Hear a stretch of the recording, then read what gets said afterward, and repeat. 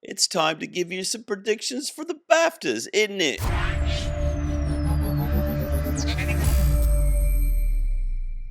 What is up, ladies and gentlemen? Welcome back to the garage. Gerald here with you, and sorry for the horrendous, I'm not even going to call it a British accent in my cold open there. I had something cute I wanted to do, and I just can't do a good British accent. But I'm here to give you my predictions for the winners' 76th annual BAFTAs, the British Academy of Film and Television Awards. This is what a lot of people refer to as the British Oscars. Now, I am going to tell you who I think is going to win these awards this weekend at the BAFTAs. But when it comes to the precursor importance for the Academy Awards, of course, which I follow very closely on this channel and in my life, maybe a little too closely, it is a pretty strong precursor. However, you have to be really careful with using the BAFTAs as like an exclamation point on a win that you hope to see or that might be on the fence, thinking the BAFTA might put it over the top, just because they do have an inherent kind of built-in bias around British productions and performances. And that shows up literally year after year. One thing that the BAFTAs have had a amazing track record in terms of predicting the winner at the Oscars like a month later is the acting performances. Not so much supporting. Supporting actually rarely matches. It does happen, but not nearly as often as the lead performances. Here's just a quick stat for you to prove my point. In the last 10 years at the BAFTAs, the man who won the Best Actor award there also went on to win the Academy Award for Best Actor in 9 out of those 10 years. The only exception would have been when Austin Butler won there for Elvis a couple years ago. And of course, here in America, it went to Brendan Fraser that year for The Whale. That is the only time in the last decade that they did not match for lead actor. They're not quite as eerily efficient when it comes to Best Actress, but it has hit 8 out of the last 10 years. Very close. 80% of the time, they match with the Oscar lead actress winner. The only times that didn't happen in the last decade is when they awarded Cate Blanchett for Tar, and here in America, Michelle Yeoh won at the Oscars for Everything Everywhere All at Once. The year before that, Jessica Chastain won the Oscar for The Eyes of Tammy Faye, but at the BAFTAs, Joanna Scanlon won for a film called After Love. So in using the last 10 years as a bit of a baseline comparison to what we're looking at here, if you take those 20 performances over the last decade, actor and actress, they hit 17 out of 20 times. Who won the BAFTA went on to win the Oscar all but 3 times in the last decade. That's a pretty staggering statistic. And it also is going to make me feel really dumb when I make the predictions that I wrote down earlier today, because I might be going against that just a smidge. A lot of times when it does come to the acting, especially with the Screen Actors Guild Awards, just a couple weeks away as we're sitting here, which will be the next major televised event after the BAFTAs, and really the final precursor because it happens about a week before the Academy Awards. But when you couple the SAG Awards with the BAFTAs, if you have that combo, you are lethal in terms of being favorited to win at the Academy Awards. If you only have one of those, even with the stat that I just gave you, I think you would want the SAG Award, the Screen Actors Guild Awards. And I'm talking about merely for performances, not necessarily for picture or what would be an ensemble there, and not necessarily for the tech categories. I'm talking about the performances because that's the Screen Actors Guild. Those are your peers, those are other actors, either retired or currently acting or whatever.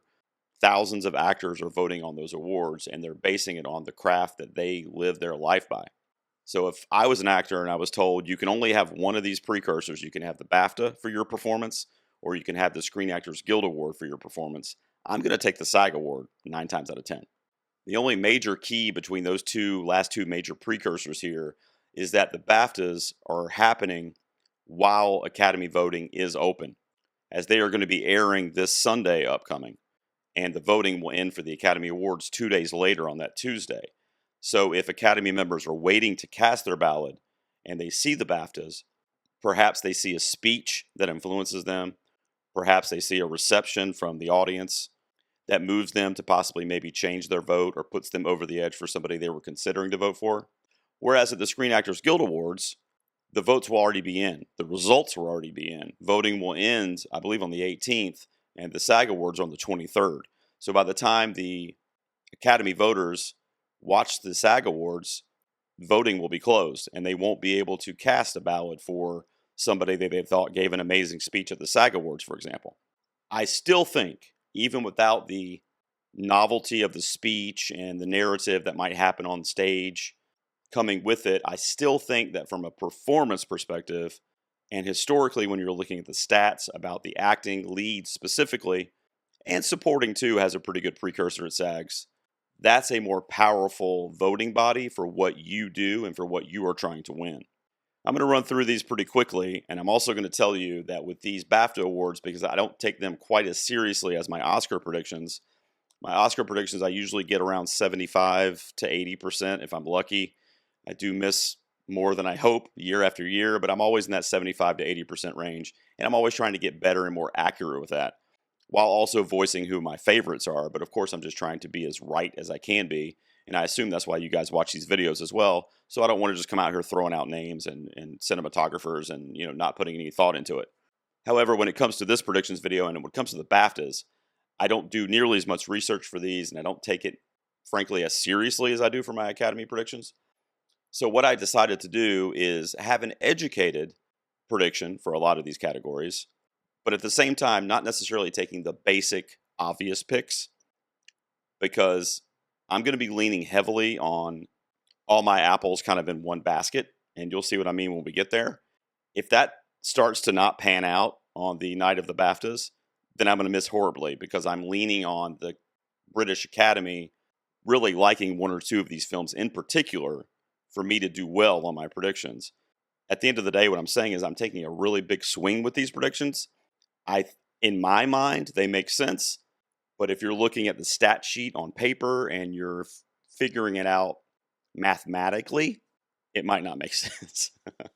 Let's get into it. We'll start with Best Picture. The BAFTAs do 5 for Best Film. They also have a separate category for Best British Film, which I'll also give you a prediction on that here in a moment. But when it comes to Best Film, that would be the equivalent of Best Picture at the Academy Awards. The only main difference is, like I said, they only do 5 nominees.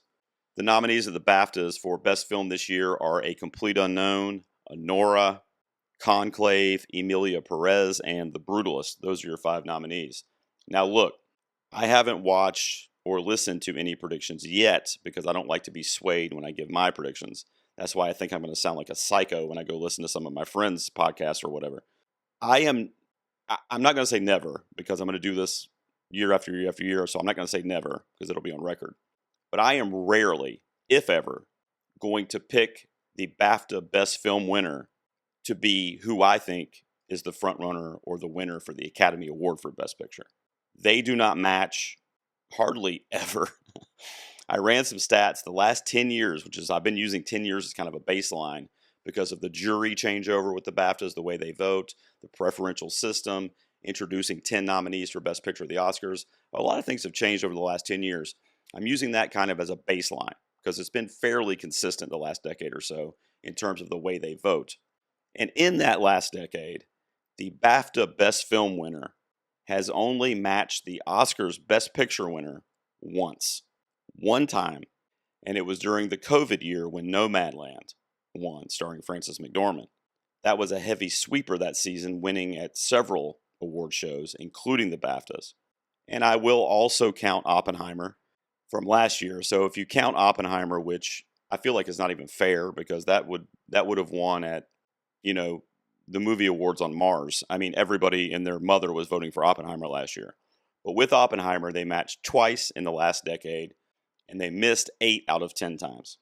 And what's even crazier about that stat to me is 2 or 3 of those occasions where they missed, the films that missed were the perceived frontrunners, and the BAFTA still awarded them, and they were already the frontrunners in our minds, most of us, and then they win the BAFTA, and we go, oh, okay, well, put a bow on top. They're locked it up. It's almost like the Academy sees these, and they don't vote for them. I don't think that's the case. I don't know why we would hold a grudge against the BAFTAs and what they decide a good movie is, but it's almost like that, because movies like Roma and 1917, La La Land, I mean, talk about a season sweeper. It didn't win the Oscar for Best Picture. It did win the BAFTA for Best Film that year in 2016. So my point is, I'm not going to pick Anora to win Best Film at the BAFTAs. I feel like it would almost be bad for it to win. It is the obvious frontrunner for the Academy Award right now, with if nothing else happens. Now, obviously, it wants to get some stuff at SAG. Particularly, I would love Mikey Madison to get something there because I was already talking about the importance of that body on performance wins. But even if nothing else happens for Honora, they're who I'm going to pick to win Best Picture. I mean, I can't imagine anything happening that would make me change my prediction, including what happens at the BAFTAs. I don't think Honora is your ensemble win at the SAGs either. I would love that, but I'm thinking that's going to be more like Wicked or Conclave. I just don't. I don't see the SAG doing an ensemble win for Honora, even though I would be in love with that. So Honora stands the best chance to win Best Picture, which is really my main rationale for not picking it here for Best Film at the BAFTAs. I'm actually going to pick Conclave to win the award for Best Film at this year's British Awards. Now, look, I'll go ahead and get into my one major kind of big swing that I'm taking with these predictions. That's a through line, and it's starting here with the Best Film for Conclave. If Conclave does not perform well on Saturday, don't hit me in the comments. I'm missing big time. I am counting on Conclave to have a big night. Now, listen, 2 years ago, Edward Berger, the director of Conclave, was snubbed at the Oscars for Best Director for that film, All Quiet on the Western Front. He had also been nominated at the BAFTAs and several other places that season as well. He not only won Best Director that year at the BAFTAs, they knew about his snub at the time when voting was open. He won Best Director, but it also won the most BAFTAs that year, winning 7 of, I think, the 10 or 11 that it was eligible for. Heavily nominated and the most awarded film that year at the BAFTAs. They loved it. And it's a great film. It won screenplay, it won cinematography, it won score, it won director, film, sound. I think it won best international. I think they call it foreign language film. It won best foreign language film. I mean, racked up. So Conclave, to me, we're only 2 years removed from that dominance for All Quiet at the BAFTA. So I'm thinking it's the same people. It's literally the same scenario where Conclave received multiple Oscar nominations, but Berger did not. And the same thing happened with All Quiet that year in 2022. So to me, it's a replica mirror situation to what that body at the BAFTAs just went through with one of their acclaimed prized filmmakers. I'm giving it to Conclave. I think that narrative is the reason why, what I just explained to you. And I think that Conclave is going to get a lot of votes from the British Film Academy. And like I said, if it doesn't, then quite a few of these categories, I'm going to either look like a mad genius or I'm going to look like an idiot who should have went with the statistics. I will give you an alternate pick for all the categories too. My alternate pick for best film would be The Brutalist. Again, I am purposefully staying away from the film that I think is the best picture winner this year, which right now I think is Honora. I do think Conclave and The Brutalist still have a chance for best picture, but I would never predict them in this moment if they were the front runner for that prize, which they currently are not. So since Honora is the front runner, I would not be putting that in my predictions. I would be thrilled if it won, but I would also be a little bit nervous because of that stat of them only matching twice in the last decade, one of which was Oppenheimer that I barely even count. So I'm going with Conclave, and my alternate would be Brady Corbet's The Brutalist. If it's not one of those two, please don't at me. In the same vein, here we go. Here comes the Conclave waterfall for this video. Best Director, Edward Berger for Conclave. Same deal, same reason. The All Quiet on the Western Front storyline from a couple years ago, we're in the same timeline. The same plot is happening right now. It's a sequel to 2022 at the BAFTAs. And I think they're going to take care of their own, and I think they're going to kind of stick it to the Academy and say, why didn't you nominate this guy again? How amazing is Conclave? And I agree with them. I think it's a great film. Berger, I'm thrilled that Coralie got in. I predicted the Mangold to get in. I'm not as thrilled about his, but I did predict that. I thought it was going to go that way. But, I mean, let's be honest. Berger should be nominated at the Oscars, and the BAFTAs know that. And they're going to take care of him. So I got it winning Best Film and Best Director for Edward Berger. My alternate would also be The Brutalist here, which would be director Brady Corbet, who started out really strong, right, with the Golden Globe. And me and probably 100 other pundits had him at number one for Best Director for weeks. And then the Honora blitz happened last weekend. And now we don't really know what to do with Corbet. He would be my alternate pick for director. I think The Brutalist is probably the closest thing to that, like, Artur, overly dramatic, kind of high-end quality film that the BAFTAs typically go for, which so is Conclave. So I think both of those make sense. Let's throw a curveball here. Man, this whole video is going to be curveballs. I promise you guys, I really, really thought about this. Like I said, maybe I'll look like a genius, but here's what I'm going to do. If you're looking at lead actress, which is what we're going to do next, okay, and here's my mentality. I'm going to try to explain it because it's really just these thoughts rushing through my head all day at work today and laying in bed last night. That's really what it is. It's not a lot of stats. It's not a lot of like history or whatever. But the BAFTAs have broken away from the perceived winners at the Academy 2 of the last 3 years. I mentioned Jessica Chastain, who ended up winning for The Eyes of Tammy Faye. They did not award her that year. And the other one would obviously be when Cate Blanchett won for Tar, who was a perceived frontrunner from a lot of people. And Michelle Yeoh was right there, and the Academy gave it to Michelle Yeoh for Everything Everywhere. Last year, of course, they matched up with Emma Stone from Poor Things. So they got back on track, right? I don't know. Hold that thought. So what are we looking at for frontrunners right now for the Oscar? A lot of people are going to say Demi Moore. I would agree with that. I actually have her ranked at number 1, too. My favorite among the bunch is Mikey Madison. I've mentioned that quite a few times on previous videos. I hate going on record too early, but I'm 95% sure that I'm predicting Mikey to win the SAG Award, which I already told you that will be a heavy bearing for my prediction at the Oscars, if she's able to pull that off. So those are the two, I think. I think those are your two. Now, Fernanda Torres from I'm Still Here is also nominated for the Academy Award. She's definitely in the top 3 of possible winners, maybe even the top 2, if you, depending on who you talk to, or depending on what day of the week it is. I loved her in that movie, and I think she could win. I mean, she could have a surprise, shocking win on Oscar night, because there's no other precursors since the Golden Globes to tell us anything about what the industry is feeling about that performance, which is kind of sucks because people probably didn't start seeing it at a high level volume until after the Globes. And we just don't know what they think because no awards are going to be given out for that movie until the Oscars, for the most part, at least from her performance. So she's out of the picture for the BAFTAs, which really leaves us with, realistically, Demi Moore versus Mikey Madison. I think the BAFTAs are going to do what they want to do. Now, they nominated these ladies, so they obviously think highly of the performances as well. But they also know that Demi Moore has been essentially sweeping.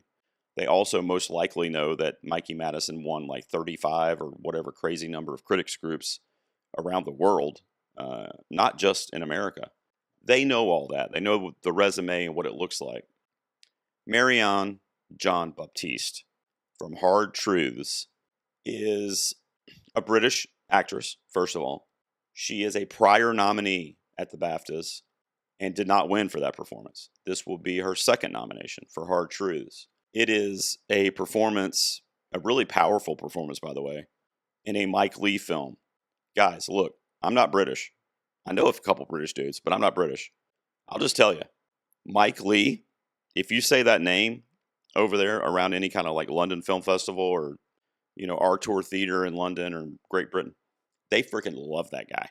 He is a legend over there in Great Britain, across the pond, as they say. He is essentially their Scorsese, like Scorsese is to us. Just an established, well-respected master filmmaker. And he is one of theirs, right? So Mike Leigh film, Marianne Jean-Baptiste got passed over time and again, all the way to the Academy. Didn't get nominated in places that were unfathomable. Like, I still can't believe that she wasn't nominated at the Globes, for example. I mean, the Screen Actors Guild Awards. I mean, what's going on? She just kept getting passed over, and it was truly remarkable and kind of baffling because it's such a good performance and she's such a well-loved actress. And my point is, that's unfair. The BAFTAs know that. Of course, somebody's going to get snubbed every year. Not everybody can be nominated, but that's a performance that deserves to be recognized somewhere. And the reason I think if it were to happen, I am predicting it, by the way. She's my predicted winner, Marianne Jean-Baptiste. I'm taking a swing. Okay. Another reason why it could be extremely important if it does happen, if this does pan out, would have nothing to do with Jean-Baptiste. It would be important because it would show a vulnerability to Demi Moore. It would show a bit of a weakness in her armor for her performance of Elizabeth Sparkle in The Substance. It would insinuate that the performance, and I'm not saying that I agree with this necessarily, but it would insinuate that the performance and the industry's perception of the performance in The Substance is maybe not regarded highly enough to be a sweeper. I was just joking earlier about Oppenheimer last year. That was, that would have won, the Kids' Choice Award. Maybe it did. I don't know. Like everybody was going to say, yeah, Oppenheimer. That's it. Give me the ballot. They probably didn't even list the other movies. It was just like Oppenheimer. So does Demi Moore have that type of solidification for her performance too? When you're looking at the different industry bodies that are kind of passing through these ballots and voting, I don't know. If she wins here, then probably. Even though I'm inclined to pick Mikey for the SAG, I still see a world where, of course, Demi could win the SAG. The narrative, really. Frankly, the narrative without the performance, which is also great, would probably get her a lot of votes among the Screen Actors Guild. And we'll do SAG predictions at the end of next week. I don't want to get too ahead of myself. But that's why I'm picking Jean-Baptiste. I think the British roots, the fact that the performance has been criminally overlooked this season, and I know if I think that, then I know people in Britain think that. And a lot of people are going to say, well, that doesn't tell us anything for the Oscar race. And I just wanted to give you that commentary because I think it will. I think it'll tell us that Demi Moore is not as strong as we possibly thought she was. She's still strong. She still has what she has. Globe, CCA, all the nominations. She picked up a ton of steam in the critics groups at the end of the season. She's strong. You please predict her. I'm not going to tell you you're wrong if you predict her. I just think that the BAFTAs are going to award Marianne Jean-Baptiste here. Man, just an acting clinic in that film, and I hope she gets some flowers for it. And I think if she's going to, it has to be at the BAFTAs. And I think they know that. And she's a prior nominee that got passed over that year, too, for a win. Let's give it to her. It's a Mike Leigh film. It screams British pride. I'm going with Marianne Jean-Baptiste, but my alternate would be Demi Moore for The Substance. Now, I'm throwing all these big swings. Eventually, I'm going to get to a category where I can just talk about it. Just give it to you. Otherwise, I feel like I have to explain myself. I hung my hat on Conclave at the beginning of this video, and I'm not going to budge in several of these categories, one of which is here for leading actor. I'm picking Ray Fiennes to win this for Conclave. My alternate here, I've actually got a few alternates, but I think there's like a three-way tie for second in this award for Brody, Domingo, and Chalamet.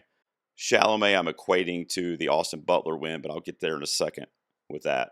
I think the alternate here, and if you've noticed, I'm pretty much doing the Brutalist as the alternate, because I could see the Brutalist performing really well. I'm not predicting to do so. I'm doing it with Conclave instead. It could be flipped, and I could be an idiot, and Brutalist could be going down the line here. So I'm giving you Adrian Brody as your alternate in this category. Look, Ray Fiennes is the same deal. British pride, a performance that is obviously being nominated and being recognized, but it's an Edward Berger film. I've already told you I think they're going to award this thing virtually any way that they can. And he is the face of the film. He leads the film, and it's just a very powerful, quiet performance that, this is a dude that deserves it. He really does. And again, I think that voting body knows that and knows the history. And, he's won before, but I feel like it was with Schindler's List. So it's been a minute since he won at the BAFTAs, and he's one of their guys. He's one of their acting mascots. He really is. I think they give it to him. I'm going with Ray Fiennes. Again, my alternate would be Adrian Brody. You could flip-flop. We'll see. Now, supporting actress. Man, do I want to check my comments after I do this? I'm just going to rip the Band-Aid off. Is there a bit of wishful thinking in what I'm about to tell you? Yes, because it's my favorite supporting actress performance among the bunch this year. Not only at the BAFTAs, but here in America as well. I think it's going to start here finally for Ariana Grande. That's what I'm going to predict. I think she's going to win for Wicked at the BAFTAs on Saturday. A couple reasons that mentality, or that I shifted to that mentality over the last couple days, because I did not have her predicted to win until literally a couple days ago in my head. I mean, and now I'm making it official. But I think she's going to win BAFTA and SAG. That's what I'm predicting. I think she's going to get those two back to back leading into the Academy Awards. And I think we're going to have a true race on our hands between her and Zoe Saldana. And we're also going to have a race for our sanity, because we're going to still be kind of waiting to see if the Academy was affected downhill from the Amelia Perez scandal and Carla Sofia Gason's tweets, etc. Voting is ending for the BAFTA on Friday, the 14th. The ceremony is 2 days later. Obviously, if voting hasn't ended yet, they saw the scandal. The scandal broke on like January 30th. So about a little less than 2 weeks ago. So their voting has been open for the last 2 weeks since the scandal started to break. And by the way, when the scandal broke, it was international. It was an international story. Any movie trades over there, it's just like Hollywood. They saw it. It was in the paper the next day, the following day, and on the internet. And the sad thing is that Carla couldn't turn her phone off, so it kept getting worse. It was like 4 days in a row where like every morning I couldn't even do a video, because it was like every morning there was something more horrendous than the day before that she kept saying or wouldn't apologize for, or finger pointing or whatever. I mean, it just kept compounding on top of each other, and it turned into a really, really bad PR thing for that movie, Amelia Perez. And I think there are going to be some residual effects from that. I feel bad that Zoe Saldana may be one of the casualties from that. That could also happen. Now, as we're sitting here, I do still have her as my number one in the power rankings for the Oscar supporting actress. Could that change? Yes. In fact, this is the race, this category at the Oscars, supporting actress, is the one that is probably most on the fence for me. Like separated by like a literal hair length. I mean, one day it could be Grande, one day it could be Saldana. And I was with Grande for a couple weeks, then I went back to Saldana after the CCA, but then I thought that her speech was kind of weird at the CCA, so maybe I should go back to Ari. Like, I'm all over the place, okay? So I think it's also wishful thinking for my mental health that I want Ariana Grande to start winning something, because I can't in confidence continue to predict her, even though I know the performance is superior. I can't continue to predict her without some type of resume builder for the Academy Awards, I mean. So I think, and I hope, it's going to start here with the BAFTAs. Another reason why I see them awarding her for this award, and why it makes sense to me, is the Austin Butler win. A lot of people would point to Timothy Chalamet for Complete Unknown. They don't go for that shit usually. I mean, they have before, but the male kind of I'm an important male story, and the music biopic surrounding that iconic male figure, they don't go for that a lot. They did with Elvis, and they did with Austin Butler, which is what that would be the closest kind of similarity, right? For me, Ariana Grande supports that youthful, kind of up and coming young face of acting and of Hollywood. I think that's where that energy is going to be placed this season, because I also think that Ariana Grande in Wicked, and the movie Wicked in general versus Complete Unknown, I mean, is a little more BAFTA friendly. It's a musical, obviously, and it just speaks a little bit more to their sensibilities, I think, based on the history of what they typically award with those kind of highbrow, high quality pictures. Not saying that A Complete Unknown is not that, because I love that movie too, but it's an American story. I mean, it's Bob Dylan. I mean, it's an American icon. Now, of course, he's known around the world, and he was big in Britain, and I mean, I understand all that, but at the same time, it's not like it's a movie about the Beatles. It's not like it's a movie about the Sex Pistols. It's a movie about Bob Dylan, who's an American folk singer at the end of the day.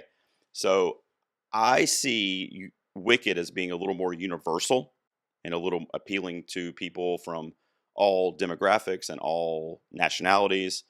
And I think Ariana Grande is going to benefit from that. I think her kind of turnaround in the race starts at the BAFTAs. I also have her predicted currently to win the SAG award. So I'm going Ariana Grande. All right. I'm also doing it because she's got to win something. She has to win. I mean, if she loses here, I mean, the SAG is her last hope, and honestly, she's probably got a better shot to win the SAG if you're looking at the stats and like the history of the body that's voting and et cetera. So it's a weird category, and the scandal is strange, and I don't know what to do with the scandal. Like if the scandal hadn't happened, I would be predicting Saldana all day, every day, forever until she started losing. But the scandal is what's giving me pause for that, and I'm starting to think, or I'm trying to think like a voter. If I don't want to vote for the scandal, what do I want to vote for? In this case, let's go Ariana Grande. That's my pick. My alternate in this category would actually be Isabella Rossellini. What is wrong with me? Every name that comes out of my mouth, I'm like, oh my god, I hope some of these are right. I knew I was taking some swings, but Jesus. So there you go. That's my supporting actress picks. Supporting actor is going to be a lot easier for me to talk about. Now, here's what you got to do for supporting actor. If you're making predictions, here's what you do. You just have to pick. You have to say, I'm going to go with the sweeper, which is Kieran Culkin for Real Pain. I'm going to stick with him. He hasn't lost. He's won virtually every critics group. He's won every televised event, even the ones he wasn't in attendance at, which, by the way, might hurt him a little bit, as he wasn't there for the Critics' Choice Award to accept it. Well loved, well lauded, but not nominated for Best Picture at the Oscars, which sometimes can be a bit of a hindrance. Not always, but sometimes. Also not nominated for Best Film here either at the British Academy Awards. Or you say Guy Pearce in The Brutalist. I think he would be the runner-up at the BAFTAs, the logical runner-up. I do think Yuri Borisov, too, has a good shot because the BAFTAs love newcomers, which, by the way, I forgot to mention that when I was talking about Ariana Grande, too. Obviously, she's been around forever, but from movies, I mean, she doesn't have a long acting resume outside of her TV stuff that she did when she was younger. So that could also play into her win also. But I think Yuri Borisov has a good chance too, because of basically being a no name and kind of making a name for himself with this film and this performance. And they love that kind of shit historically at the BAFTA. So, but my winner, because you gotta say it, you gotta say Guy Pearce, or you gotta say Kieran Culkin's going to keep going. Now, if Guy Pearce wins this, what's that mean for the Oscars? Of course, we have the SAG coming up, but that's still Kieran Culkin's. That's another thing too about predicting this is like Culkin wins the Oscar. I mean, if he doesn't win the Oscar based on what's been happening this season and how that performance has been talked about and reviewed, I would be literally shocked. And I'm talking about no matter what happens for the rest of the season. If everything stopped right now and the next thing was 2 weeks from now was the Academy Awards and he didn't win it, I would be literally dumbfounded. Like I wouldn't believe it. So I think he wins the Oscar regardless of what happens here. I really don't know what to do with this one. I know what I have right here on this paper in front of me. But do I say that? I've taken so many swings tonight. What if I don't take a swing here and this is the swing I should have taken? All right, well, I'll tell you because of the number of swings that I've taken, and I could be like 0 for 6 so far. I'm going to stick with Kieran Culkin. I think it's a dominant award season run for him, and I think that's going to continue with the BAFTAs. But I will tell you my alternate, and my very, very, very close runner-up alternate is Guy Pearce for The Brutalist. I think he could swoop in there if they decide to award The Brutalist in some category or two. Guy Pearce could benefit from that because, like I said, I got Ray Fiennes winning actor. But I'll stick with Culkin for now. That's my pick with Guy Pearce as my alternate in supporting actor. All right, let's go through the rest of the below the line or whatever you want to call them categories. Horse from talking about how these predictions are way too bold. And I'm realizing that, but I've already been recording for like 30 minutes. I'm not going to redo it. It'll be on my website. It'll be on the awards expert app. Like it is what it is, guys. Either you guys are going to come back and go, man, that Gerald, wow, those were some big swings that paid off. Or you're going to go, wow, unsubscribe. What is this guy talking about? So for original screenplay, I'll just go ahead and go through them real quick. I'll show you the nominees on the screen, and I will tell you who I'm picking to win and who my alternate is. If I think it's like a crazy swing out of left field, I'll explain why. But most of these are going to be pretty standard, at least in my alternate or my winning pick. For original screenplay, Coralie Farja for The Substance is my pick to win. I think it is the most courageous, bold screenplay in the running this year. You could maybe say Kneecap, but I don't think Kneecap stands a chance to win here. And Nora is a pretty bold story as well, but I think The Substance is like on another fucking sport. It's not even a different field, it's a different sport. And I think they're going to really be impressed by the writing in that movie, as a lot of other bodies have been as well. I also think she has a really, really good chance to win the Oscar for this. It's either going to be her or Baker. I'll just tell you, it's going to be one of those two. And I was thinking the other day, is Baker really going to win 4 awards on one night? 4 Academy Awards for him to take home on one night? I mean, what is he, Steph Curry? So I'm going to pick Coralie Farja. My alternate might be a surprise, but my alternate here is going to be Jesse Eisenberg for Real Pain. I think with the Kieran Culkin win is going to help lift that screenplay up a little bit. And I've always said that in terms of A Real Pain as a film, at least in my opinion, the screenplay is the strength. I mean, I like Culkin's performance. I like Eisenberg. A lot of parts of the craft are great, but when I saw it and I think Oscar worthy, the only thing that really kind of jumped out at me was the screenplay. I think that's the strongest piece to that film, and I'm including the performances in that. Now, of course, I've got to give adapted screenplay to Conclave because what am I doing if I didn't? Because I gave actor, I gave best film, I gave director. So I think we're looking at an all quiet on the Western Front situation here. I really do. I think it's going to win all the major awards that it's up for, or at least most of them. And I've got it winning adapted screenplay, which is probably the most obvious win for Conclave. I think probably 90% of pundits will be picking Conclave to win. I do have kind of an interesting alternate, though. My alternate is going to be Sing Sing. I think that's a script and a movie that really speaks to the BAFTA sensibilities. It clearly didn't speak to the Academy sensibilities. I've been very vocal about my disappointment in the Academy for not giving Sing Sing a little more love, particularly Clarence Macklin, best movie. I mean, it's crazy. So that would be my alternate here in adapted screenplay with Conclave coming out on top. Now for casting, they do like best cast basically, kind of like the ensemble award. They do both. So I thought here I could stick with Conclave, and I could just say Conclave here as well. But then it's like too much, I think. Oh God. So I'm gonna veer off of the Conclave path for just a moment because I feel like they would want to spread the love around too. And even when using my All Quiet example, which I'm kind of following here, even the 7 awards that it won back in 2022 at this show, it didn't win Best Casting. So I'm going to take it off the table for that one, although it will be my alternate pick, Conclave. But I think casting will go to Anora here. I think they are probably going to love Anora. I mean, it's a very energetic, high energy movie, but it's just not. At the same time, I'm a little skeeved out by it because it's not as highbrow as what they usually award.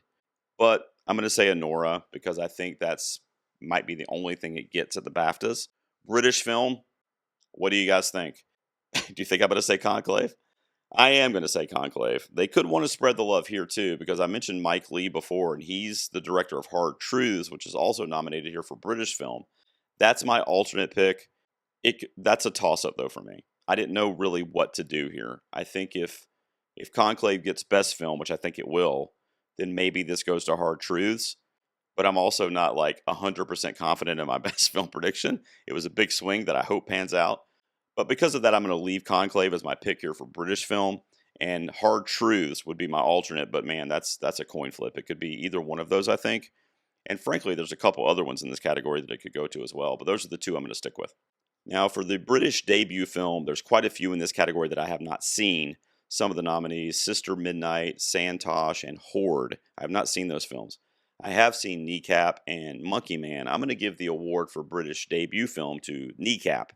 I think that it gained a lot of traction at the right time at the end of the year. It landed on streaming so everybody could see it. And it's talk about high energy. I was talking about with Nora. This is high energy. I mean, this is like a music video almost.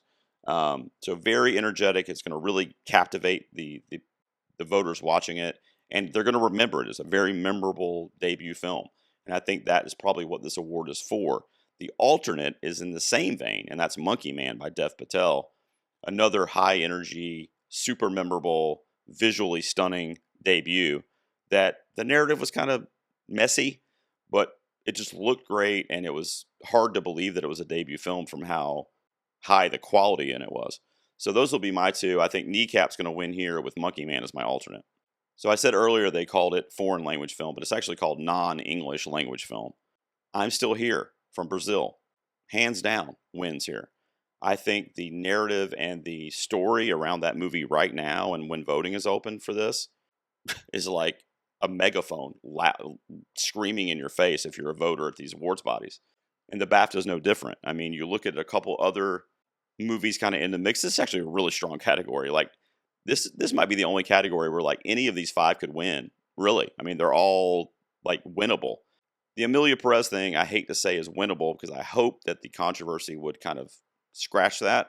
But we just don't know yet. That's what's so weird about this, because everything that's been given out so far, your Globes, your CCAs, all that shit, the voting was over before the controversy. So we don't know the impact on these voting members for these various institutions. So for that reason, I would say it's at least in the mix. But I'm giving it to I'm Still Here. It's the best of this bunch. I've seen all these. I do really, really like All We Imagine Is Light, Pay Al Capadia.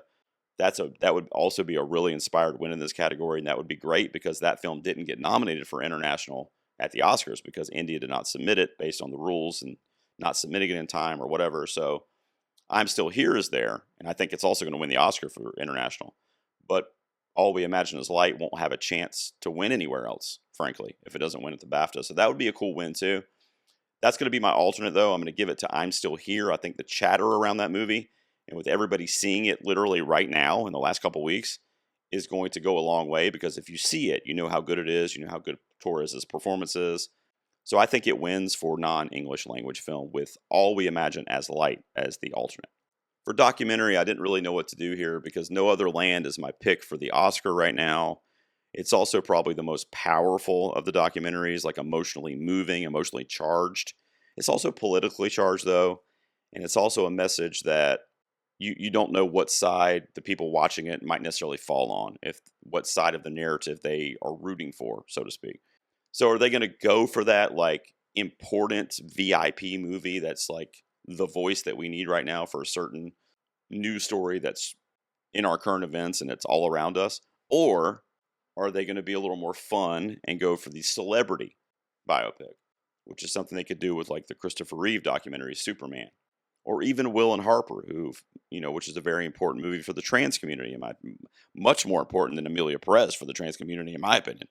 But that features Will Ferrell, who is a beloved comedian and actor as well, and it's a really kind of grassroots documentary, a fun road trip film that also has a level of importance to the message in that movie also. So there's a lot of options here. And I just don't know if they're going to go for No Other Land based on the subject matter, even though it's probably objectively the best of the bunch here. You know what? They probably also like Black Box Diaries as well. I tell you what I'll do. I'm going to predict No Other Land to win here, just because I think it is the front runner for documentary this year, all the way up to the Academy Awards. So I'm going to go No Other Land, and I'm going to put Will and Harper as my alternate. I think for the same reasons I picked No Other Land, that the message is pretty loud in Will and Harper. It's just a lot more fun. It's a lot more chill. So two similar kind of paths there that kind of go off on the drama fork in the road. Ooh, a good one, animated film. Why do they only nominate 4 in this category? That's so weird to me. I feel like there is some kind of rule for that I don't know about. But there's only 4 nominees: Flo, The Wild Robot, Wallace and Gromit, and Inside Out 2.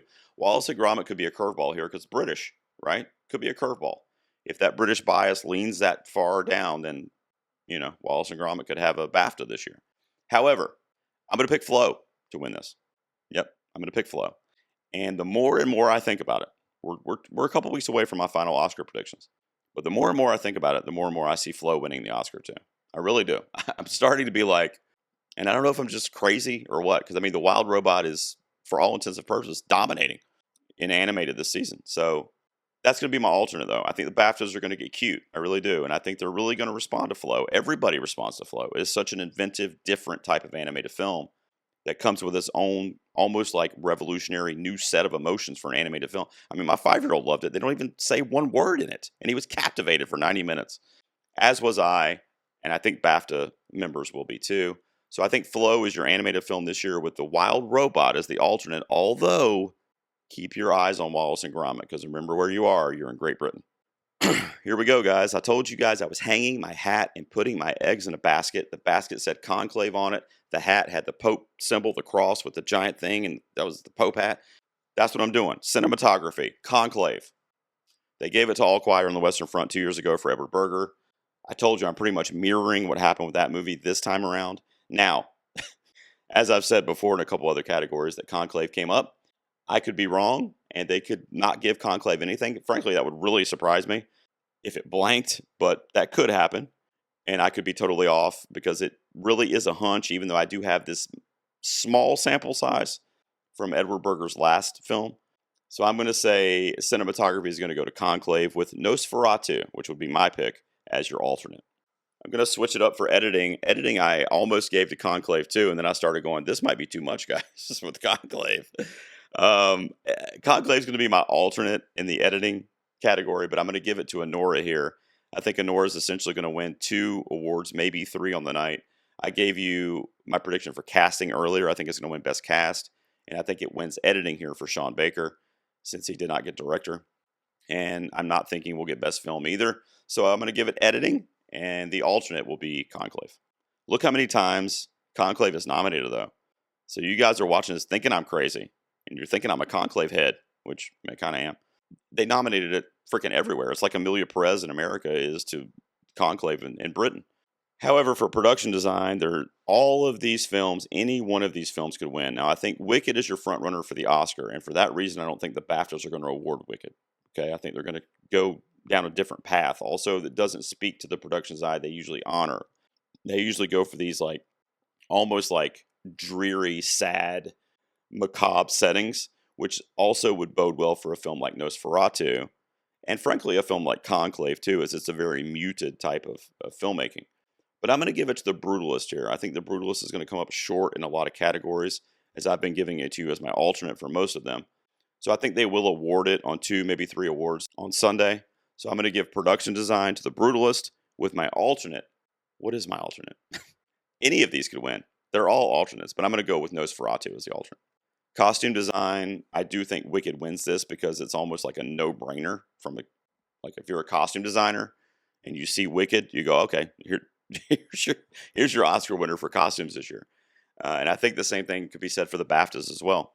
My runner-up in costumes will be put the ballot in the thing, light the smoke, throw it up the chimney. Conclave is my alternate, but Wicked is the winner for costume design, I think. Makeup and hair goes to the substance. And like I said, with costume design in the category before this, I think it's almost too easy. So that scares me a little bit. But I am going to give it to the substance here. The runner-up in makeup for me at the BAFTAs would be Nosferatu. It's got a few alternate categories here that it could win, and I wouldn't be shocked. I would be thrilled, actually, because that was actually my #1 movie of the year last year. Now, let me get crazy, guys, as if I haven't been crazy already. I'm going to get nuts, okay, when we're talking about visual effects. Now, the obvious double threat, back-to-back, bam, bam, bam, or I guess it would just be bam, bam, is Dune Part 2 for visual effects and sound. In fact, if you're asking me, do that. Make that your prediction. Make your prediction for visual effects Dune Part 2. Make your prediction for sound Dune Part 2. However, because I'm keeping with my theme of not taking this quite as seriously as I do the Oscars, and for taking some huge swings that I hope pay off, for best visual effects, I think the British Academy is going to give it to my man Robbie Williams and Better Man. By the way, it was extremely impressive VFX in that movie. So I'm not crazy for thinking that. This is a freaking superstar among them over there. I just think they're going to love it. I think they're probably going to eat that up, much like we ate up the Eras Tour when it came to theaters here for Taylor Swift. And by us, I mean America, although I don't know if you know this, I am a Swiftie. I would say it's a bold prediction because I think the kind of obvious pick is Dune Part 2, although that's going to be my alternate. When we shift over to sound, though, I don't think you can refute that it's Dune Part 2. If Dune Part 2 doesn't win sound really everywhere, I don't know what the hell we're doing. But I think the BAFTAs realize it. It's Denis Villeneuve, obviously well established. Even though it's a sequel or the middle of a trilogy or whatever the hell you want to call it, doesn't matter. The sound is phenomenal. And so are the VFX. That's why I said, please predict it. I mean, it makes total sense. I'm going to go with Dune Part 2 for sound, with my alternate being a bit of a curveball, although it's an alternate, so I guess not really a curveball. Blitz from Steve McQueen. I mean, that is that's sound right there. That is sound. And it's about the London Blitz, the Blitzkrieg, one of the biggest historical events in their history. They're right there. I could see a world where that wins best sound, although I know deep down in my soul that Dune Part 2 is the obvious runaway winner in that category, so I'm not going to go away from that. But if you pick Blitz and you're right, or if you hear me and you're like, you know what, he's onto something, and you pick it and you're right, just come back in the comments and thank me. Tell one of your friends to sub or something to help me out. So another situation for original score where I could go Conclave, and I almost did actually, But I'm going to go with The Brutalist for original score, Daniel Blumberg. I think it's a score that will really just they'll wrap themselves in it like it was a warm blanket. I mean, it is a definitely a BAFTA friendly score, and frankly, it's an Academy friendly score too. I think it's also probably a front runner for the Oscar at this point. I do think the alternate is Conclave, and if the monumental avalanche of wins for Conclave happens on Sunday, like I'm expecting, then I think Score could be wrapped up in that also. But right now, I have it as my alternate with The Brutalist. One of the 2 to 3 awards that Brutalists are going to win on Sunday, and one of them is Best Score. All right, the last couple, I'll just name out my winners real quick, are specific BAFTA awards that you can only get at the BAFTAs. One of them is the Rising Star Award, which is basically the best newcomer. That's going to be Mikey Madison's. I think Mikey Madison wins that for Honora. I already said I don't think she's going to win lead actress here, even though that I would think that's amazing. But I do think that she's going to get enough votes from the public in this category, by the way, to win for Honora. Because if the public's like me, which actually, you know what? Maybe they're not. But I would give it to Mikey Madison. I think the runner-up in this category would be David Johnson, because that's a performance that I freaking love from Alien Romulus. Man, he was so good in that. I mean, basically playing two different people, really. I mean, not people. I guess they were synthetics, but you know what I mean? Two different personalities. But yeah, I think it's Mikey Madison's with David Johnson as my alternate. And then they do this Best Children's or Family Film, which is separate from animated film. The nominees there were Flo, The Wild Robot, Wallace and Gromit, and Kensuke's Kingdom, which is the only one I have not seen among that bunch. I gave Best Animated to Flo, so I think by default I will give the Children's and Family Film Award to The Wild Robot, with Flo as the alternate. So I'm basically swapping them. It could go the other way around, but I think the Best Animated will go to Flo, alternate Wild Robot, and here it's the flip. Wild Robot with Flo as the alternate. So that is it for my predictions for the BAFTAs. I know they were kind of crazy, right? But just stick with me. Just wait till Sunday or Monday and come back to me. Let me know, you're a genius, man. Oh my God. Or, dude, what the fuck? you know, Either one of those comments would be fine, with me. I'm taking some swings on purpose. I didn't pick the obvious basic picks for a lot of these. The Brutalist could outperform, Wicked could outperform, or Conclave could outperform, and that was the path that I took here. I think that Edward Berger's resume from a couple years ago, and that's so fresh in this voting body's mind, and the same shit happened to him this year over here in America that happened to him with All Quiet. And I just think they're going to just keep bouncing that ball back and forth, taking care of their own. So I went heavy Conclave tonight, but those are my predictions for this year's BAFTA Awards. What did I get wrong? What did you like about my predictions? What do you think is going to win? Let me know down in the comments.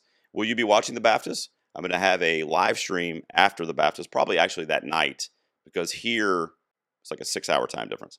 So I'll probably have to wait until the Sunday night, which means it'll have already been over for a few hours. But I'm going to do a live stream kind of reaction to the BAFTA winners, and I'll have a friend of mine on with me to guest host as well, and we're going to kind of just talk about the implications for the Academy Awards. So make sure you subscribe and tune in for that on Sunday. In the evening, sometime after the BAFTAs air, we will talk about that.